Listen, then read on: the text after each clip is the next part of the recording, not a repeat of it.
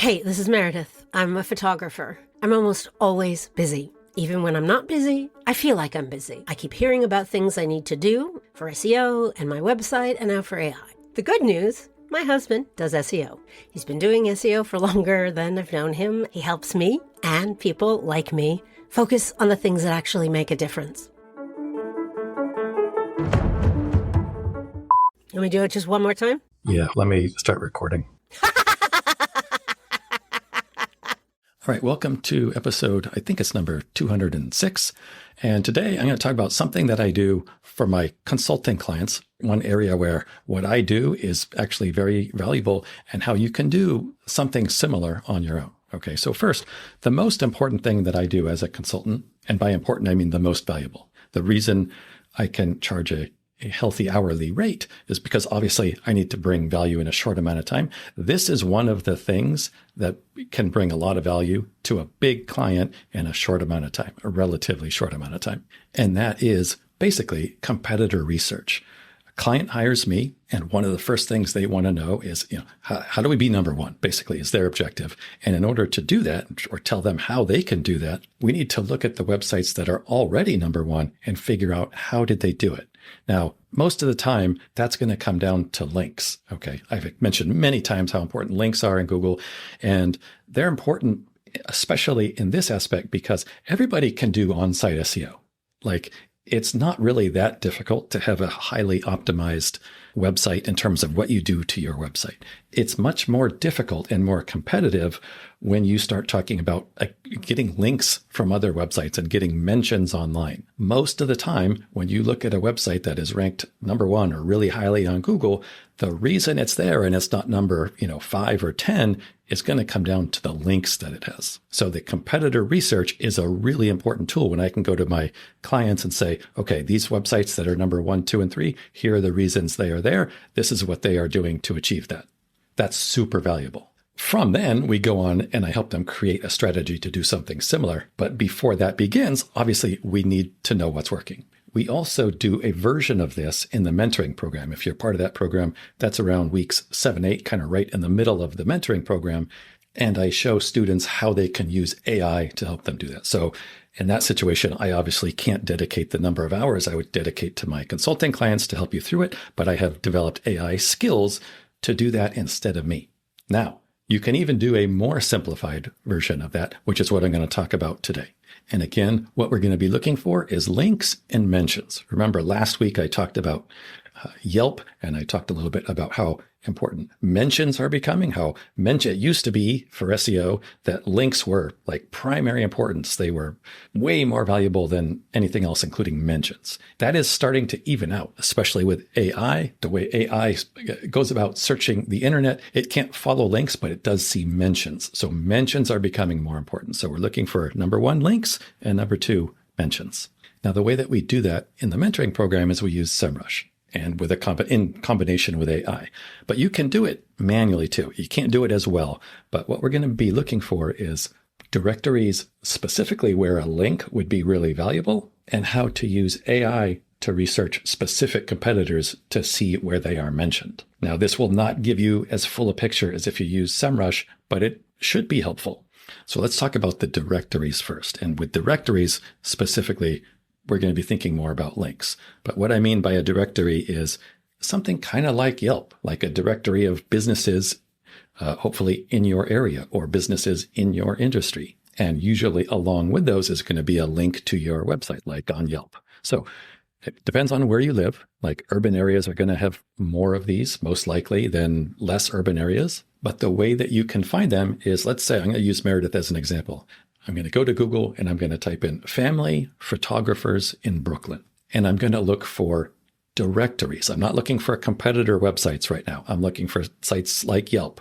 In our neighborhood, there's at least 2 or 3 more that are really popular that are going to show up in the first 1, 2, or 3 pages of Google. So when you're doing this, don't feel like you need to limit yourself to the first page of Google. Definitely don't do that.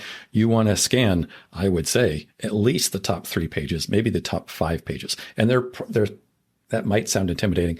It's not difficult to do that. You're going to look at each page. Each page of Google is going to have probably maybe 1 or 2 of these directories. most of what is you're going to find in Google is going to be competitor websites. And for this step, we can skip right over those. Okay. And so when you find these, what we want to do is we want to make sure that your website is listed in those directories. Because what do we know already? We know that Google considers those directories to be pretty authoritative, okay, because they are ranking high in Google. Okay, so a link from those websites is going to be more valuable than a link from a website that is not ranked highly in Google. So when you find directories like this, see if they're free. Number one, yeah, definitely, absolutely do it. If there's some sort of paid directory, then there's no exact rule of thumb here, but it might be worth some level of investment. Again, unfortunately, if you live in urban areas, it's probably going to cost more. Like there are directories that I know of that Meredith could join that are $500 a year for a linked profile. That's probably not worth it in our case. If we found something that were $10 or $20 or $50 a year, that probably would be worth it. But there is no exact number I can give you. All I can say is if it's free, definitely do it. Otherwise, you need to basically answer the question, is it a reputable website? If it is, and you can see that your top ranked competitors are there and you are not, then we know that that's something that your competitors, your top ranked competitors have done in order to get those top spots that in this case you could pay to do. Okay, so that's number one, directories. The second way you can do this is, and this is where we're going to use AI a little bit to help, is pick a single competitor. And you're going to do this for probably a few different competitors, or you at least can do this for a few competitors, but pick one at a time and take that to AI, whatever model you are using. In this case, personally, I would try out Gemini because Gemini basically is Google. It has all that information. The other AI bots do not have, they can scan Google, yes, but they don't have direct access to everything. So I would try Gemini. In my experience, it's just going to come up with more information. But you want to ask about this competitor specifically and ask AI to find as many mentions online as possible. And whatever model you end up using, if there is an option to do like deep research, I would use that. You don't have to use the advanced thinking models, but you do want to let AI take as much time as it needs to go out and find these mentions. Okay. Compared to you or I doing it, it's doing it like millions and millions of times faster. So it's definitely worth a few seconds or a few minutes. And then what that will do is it was hopefully going to come back and it's going to say, this website, who is one of your competitors and is doing very well in Google, is mentioned in all these different places. I don't know. It's going to keep completely dependent on your situation and the competitor, but then go through those and start to think, well, can I get my site or can I get my brand mentioned in those places? Okay. That's the second part. So if you can do these two parts, this is a very crude version of what I do for my SEO consulting clients at a pretty high level. This is what happens when a company pays $10,000 a month for SEO service. This is like the first thing is competitor research and a lot of it. And so what I just covered, a super simple, free way you can at least start to do some of this work yourself. The only caveat here is this might come back with a lot of information that ultimately is not helpful. This process is kind of like looking for needles in haystacks. So a lot of what you find is going to be stuff that maybe you can't do. It's not an easy link to get. For example, what I see a lot of times is wherever you live in your neighborhood, there's going to be some sort of media website. It has like the top 10 photographers for weddings in your area.